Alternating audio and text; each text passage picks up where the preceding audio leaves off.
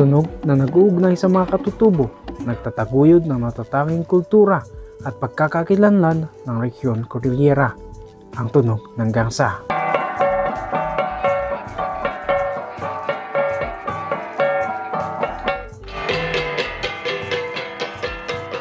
Sa paniniwala ng mga katutubong komunidad, ang tunog na ito ay nagsisilbing tulay sa pagitan ng mundo ng mabuhay at ng mga sumakabilang buhay. Pinaniniwalaan na sa bawat alingaw nito ay naipararating ang mensahe at paggalang sa mga ninuno. Ayon kay Toriano Organo, Indigenous Peoples Mandatory Representative ng Mangkayan Benguet, napakasagrado ng paggamit ng gangsa sa unang mga panahon, lalo na sa Benguet. Anya, hindi basta-basta ginagamit ang gangsa noon. Kapag pinatunog ito, ibig sabihin, may mabigat na dahilan. Sagrado, ti panang usar ti lalakay idi. Usaran da lang di jay no ada iti makunang rigat. Jay rigat nga kunang ragamin kat jay kaslano dag sakit kinyada. Ibagada nga masapul itayawan nyo kunada itayaw. So nga di ti naususaran ti gangsa. So nga ti gangsa idi kat hanlang nga basta-basta nga may ayam nga iti roar. No nalpas jay para kausaran na handang ay ayamonin. Jadi kunak noon nga sagrado launay ti kastada nga mang usar ti gangsa. Ada jay kunada nga usaran da di jay no ada iti ko ada iti agsakit kinyata kasi kuma nya data agsakit kinyada tunno ipa mapanday jenti agbuyon ket ibagada nga masapol nga pasalaan nyo ni kastoy ni apog yung napnapan okay? So di masapol nga agkanyaw da tapno agtayaw da di ay tayaw nga dikit kasla ipakpakita na nga dagi agsaksakit ket maagasan da no itayaw da di ay kanyaw nga di ay nga pakaramatan na kasi ti quality dinggit. Ngunit sa pagdaan ng panahon, unti-unti nang nagkaroon ng mga pagbabago.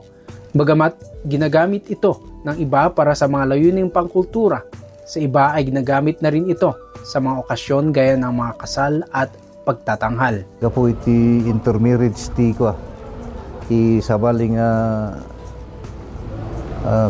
munisipyo sabaling Karkaro ti Mountain Province ta iya Mountain Province adamot ti gangsa da ijay gusto sa damot ti gangsa ngim kinyada gamin ijay ti pangusaran da ti gangsa ket mobile yung usaran da ti timpo ti kasar ay slay naragsak nga okasyon ket gaputa nag-inasawa ti taga Benguet taga Mangkayan kadagiti taga Mountain Province isungay ti ko isu ti kasla nang break ijay pinakasagradong ti gangsa. Sa modernong panahon, patuloy pa rin ang kampanya ng mga kinauukulan upang mapanatili at maipasa ang tradisyong ito sa mga susunod na henerasyon. Dahito ti may preserve nga culture ta isu ti may sang pakabigbigan ti taga Cordillera ta kunate langan ta halos sa amin nga probinsya ti Cordillera ket adda ka gangsada ti mo Abra, Apayao, Kalinga ada ti gangsada matlang so nga di ti makita tayo nga ka importansya na nga masapol mai-preserve dagiti nga kultura ta isu ti mangipalagip kadagiti kuna tayo nga may nga identity ti taga Cordillera. Sa likod ng mga pinatutunog na gangsa ay mga kamay na patuloy na lumilika, mga kamay na patuloy na humuhulma para sa kultura. Pinasyalan ng aming team si Mang Marvin Onyo hanggang maker sa Bedbed Mangkayan Benguet. Si Mang Marvin ang nagpapatuloy sa trabahong iniwan ng kanyang ama, ang paggawa ng gangsa. Di daw mo amagon datatang ni malukong made of mortal bomb de tanso wising kananda. And then Kayo ba din sir? Tanso. Ay, tanso. Pag-alalaan niyo, Jason. Ada na kangay inosarti the World War II, the mortal bomb, capsule, iso ti inunong da, na pinanunot da, no, inyati pakaaramidan na, nalagip da nga aramidan ti malukong bawl. Hindi na baybayag, adati taga Kalinga nga inmay dito Lipanto nga iso na ni Mr. Kubaw. Iso ti inmay dito ti ayan datatang ko gamin idi ijay mugaw balili. Mataga payaw si nanang ko, inasawan ni taga Balili, so at Balili di damo ay kadanda. Gat isdi ay manamamag da si Malukong, di nabaybayag, inmali si Mr. Kubaw, insuggest na ay manamag da si Gangsa, di taga Kalinga. Get inbili na ay subliyan nanto daida datatang ko ay manamamag si Duyo Malukong no kaya da manamag si Gangsa. Get tutuludan na nakakaduan amami ngem si ama di ka ubingan iso nga sisyanan ng master si panakaamag di Gangsa. Ayon kay Mang Marvin, taong 1977 na magsimula rin siya sa paggawa ng gangsa. Anya, dahil sa hirap ng buhay noon, huminto ito ng pag-aaral mula sa second year high school at tinulungan ang kanyang ama sa paggawa ng gangsa. Sa kanila na 5 magkakapatid, siya lamang ang nagkagustong ipagpatuloy ang trabahong ipinamana ng kanilang ama. Siyak lang ti ng ananos, hingga na agregister ti business permit ko, hingga na nagsimseminar akmet iti pasimseminar ti DTI, yay na ngayon karisak nag-register akmut iti DTI, register akmut ti trademark ko. Mula sa mortar shell noong World War II, ang ginagamit ngayon sa paggawa ng gangsa ay tanso. Kaibigan umano ng kanyang ama ang unang nagpagawa ng gang gamit ang tanso. Idi nakita na rito brass di Manila, nangalat ti duwa na ipaaramin na kini tatang ko maaramid pa ino mayat ti saunas na, yung mayat ti gangos na. Kat hindi inaramid mo ni tatang ko, napintas mo di sounds na. So weekly manay nayunan di yug nila kay Maximo nga paaramid ng gansa. Kat din adamot ti kwartant ni tatang ko nga basit nagpawit kin iso na hingga na pinagbalin mi nga one seat kaduan idi 1980s kat minudo dagitoy da ibaloy anak-anaoy taga Kalinggalang iti agpaaramid ti one sheet na 6 pieces, 7 pieces, hingga na 12 pieces. Ang paggawa ng gangsa ay isang masalimuot at maingat na proseso. Ang tanso ay maingat na hinuhubog at pinapanday ng mga bihasa. Gamit ang kompas, sinusukat ang hugis ng gang. Pagkatapos ay mano-mano itong huhulmain. Mano-mano rin itong papandayin. Sabay na ginagamit ang mga kamay at paa sa pagtatrabaho. Ilang beses na pupukpukin ang tanso hanggang sa makuha ang tamang hulma nito. Ayon kay Mang Marvin, dahil bahagyang humina na ang kanyang paningin, naglalagay ito ng marka na kailangan niyang sundan sa pagpanday.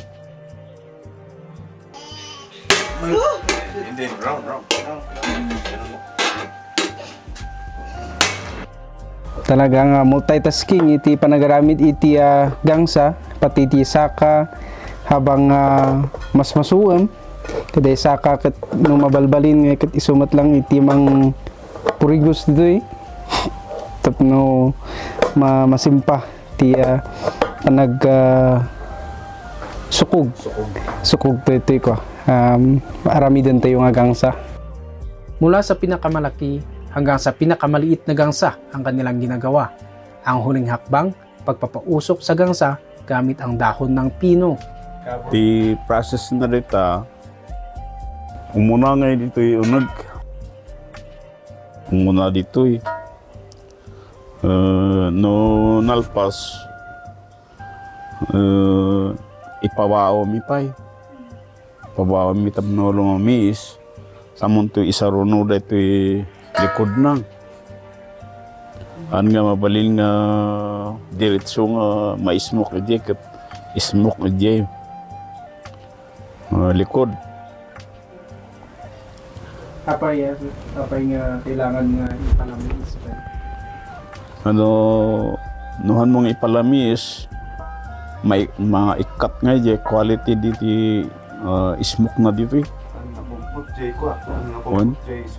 an nga kumput manon di no dito ismo kum dito han nga kumput na pudog dito gangsa Awan apektar na ijay sound na in case. Basta ti custom dito patangkenem santo timplaan no masobran di pour na lumukneng so day Taran na di sound na. Ismoke na bago pa matimpla. Ma-smoke bago matimpla. Di lolo tayo gamin idi. No malagip yuti sangi. Pasiking. No apay nga kasla na varnishan. No na antik di sangi. Di mo't lang bolibuti o saran tayo dyan na pang varnish.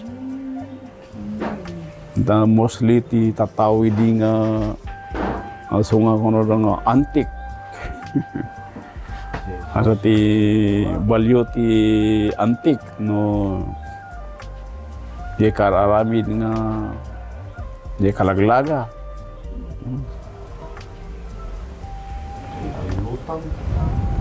No i-varnish na gamin di isang no agturo an nga kumput di danom kasla na mantikaan. Hindi lang ang paghulma ng gangsa ang masusing tinututukan, ang pagtimpla sa tunog nito kailangan ding pagtuunan. Syakpi man awan ti amok nga ije biri porak ije aramidem nga doremi nga jay battle nga makalagaan ti danom nak nagbirok ti battle nga dipig hindi ada ti nagbirok jay ti basis ko hingga na perfect ko jay agdoremi jay inimplak nga battle nga nakalagaan ti danom. Iso ti pattern po dyan, di nagarami dak ti one sheet. Ada kami ti order pa lang ni Abdul nga one sheet na mapan ni J.U.S. Dinalpas tinimplak ng difference ti sounds ti gang sakin jay sounds ti danom ijay botelya. An nga siyak ti nang i-deliver no dikat jay balasang ko nga inuuna. Hindi in panay jay bagyo Siyempre, idi, awan pa lang ti cellphone. Ni agawi di balasang ko, ina-pressure na mo di panagtimplak. Bagadang hindi anak ko nga, nalaing ganyan ni tatang mo. Inbagak lang kasjay ni, napintas mo titimplang tigangsa. So nga urayan min nga iritats di tons na, i-package min dito yun nga ipawit ija US kung ano din.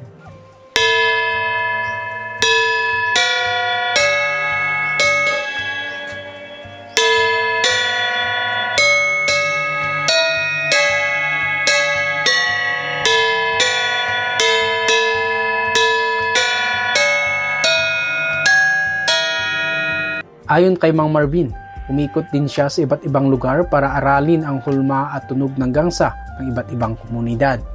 Ang isang set, 2 o 3 piraso ng gangsa ng Ibaloy at Kankanaey, maaari nilang matapos sa loob ng isang araw.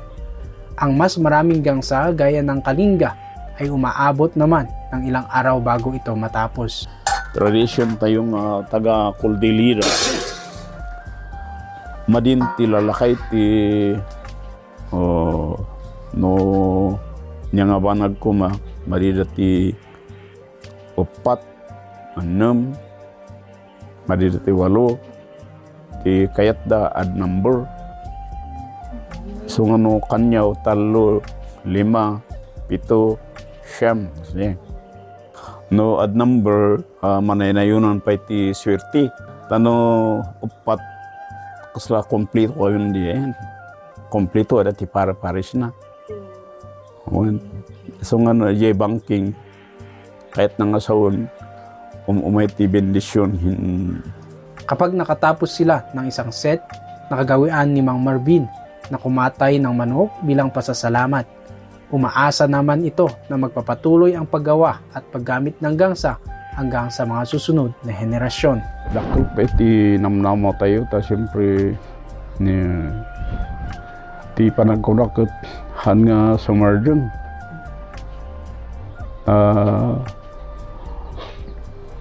May anak ti tao, excited ti gangsa nga agtukar, ti amok pa ikot baka maiwaras inga na oray iti lugar nga handa nga agusar ti gangsa ket agusar dan tata. Si Marvin Onyo ang isa sa mga patuloy na nagtataguyod ng kultura at pagkakakilanlan ng rehiyon sa pamamagitan ng kanyang mga gawa. Sa katunayan, ito rin ang gumawa ng pinakamalaking gangsa na dinala sa Kalinga at sa pinakamalaking gangsa rin na nakadisplay sa Municipal Hall ng Mangkayan. Tumanggap din ito ng iba't ibang pagkilala mula sa pamahalaan. Noong 2022, kinilala ito ng pamahalaang lokal dahil sa paggawa nito sa pinakamalaking gangsa na may taas na 7 talampakan at may diametrong 22 talampakan. Katuwang niya ngayon ang kanyang 4 na lalaking anak sa paggawa ng gangsa. Si Froy Lee ang isa ngayon sa mga nagsasanay din sa pagtimpla ng tunog ng mga ito. Anya, tinutulungan niya dati ang kanyang ama sa paggawa ng gangsa hanggang sa inaral niya kung paano gumawa nito. First nga sukog ko nababajay diding na gana damadamagak hini dadi nga kasano nga tati kastana so nga buy-buyak lang di kaskastan ni father ko ingana naalak tapos dito'y process na lang dito'y last touch na nga dito'y finishing na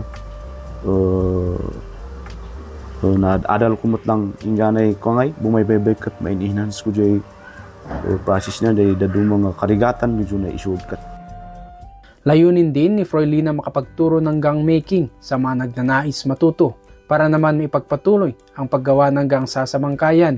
Isa ito sa mga idinagdag sa kurikulum ng Lepanto National High School, particular sa ilalim ng Shielded Metal Arc Welding Curriculum. Nagsimula ang implementasyon nito noong 2022 kung saan 15 estudyante ang nakibahagi. Ayon sa gurong si Faustino Gewen, gang ang isa sa mga ipinagmamalaking produkto ng bayan at malaki rin ang potensyal nito para sa ekonomiya. Ang pagtuturo nito ay makatulong din anya sa pagpapamana ng gang making sa mga kabataan. We conducted interview sa mga leaders, sa mga expert. And they are saying to us na, yeah, it's important because in our barangay nga, in their barangay, every day they are molding gong, but nobody in the area want to they do not want to engage themselves. They don't want to observe. So they are also encouraging us na we should teach our children so that out of 50 student or out of 20, baka nga may isa na interested. So that our culture, our town or product on town will not be or will not be diminished. Para naman sa ilang kabataan, malaking bagay ang matutunan ang paggawa ng gangsa, lalo na sa pagpreserba ng kultura. Tanadal mimot, mabal mimot nga isuro di sumarno nga garamit di ading mimot. No damdamo, no kaisusuro dalang kinyam, narigat ma'am. No nabaybay-bayagon, medyo masanay ka. Talaga kat, taga babak, nabaybayagon nga nagdagyan dito eh. So nga, mayat nga masusurumot lang dito eh, kultura dito. Tapno hamumi mat nga garamid ti gangsa. Mayat mat ma'am. Adado ti masum. Umadu de pagaramidan ti gangsa man. Okay. Ta adado ti pagilakuan ti gangsa. Samantala, bilang suporta ng pamahalaang lokal sa gang making ng bayan, tumutulong sila sa pagtataguyod sa mga gangsa at iba pang produktong lokal. Ato support, siyempre yan advertisement Lo, nakita mo, nagitoy ko nga nagitoy. Itoy. Diyan pa yung nagitrupi. Nagitrupi ti ko Nagita, magapgapo ditoy mutlang Numalagip yun ay konti CGFI, Cordillera Golfers Foundation Incorporated. Nag-trooping ikokwate no dapat tournament. Di mga raramin di jay Mangkayan, jay budbud mo lang. Dahil kakastoy. This is also a product of Mangkayan. Particularly jay budbud. Amin, mini-maintain namin yung originality, yung pagkakakuan ng gangsa. Isinusulong din ng pamahalaang lokal na mabigyan ng pagkilala ang pinakamalaking gang na ginawa ni Mang Marvin Onyo at makilala ito bilang cultural master sa gang making. Endorsed it to the National Commission for Culture and the Arts and the provincial government. Takmo kong ma-endorse na Israel. Nabi, dapat aksyon na kung ako'y ma-recognize as long to be right. Knowingly nga is because lang original na namulugyan that production makes it be particularly the family food to really good. That is why in endorsement with Mangkayan, DJ master paslangay na gong maker and cultural master in the Mangkayan na with the person of Mr. Marvin Onyo. Sa pagsusumikap ng mga kinaukulan na mapangalagaan at may pagpatuloy ang paggawa ng gangsa, inaasahang mananatili ang yaman ng kultura ng rehiyon dahil hanggat may mga kamay na humuhulma, patuloy na alingaw ang tunog ng gangsa, ang tunog ng kultura at pagkakilanlan. Ang gangsa ay higit pa sa isang instrumentong pangmusika. Ito ay buhay na simbolo ng ating kasaysayan, pagkakaisa at kultura ng ating pamayanan.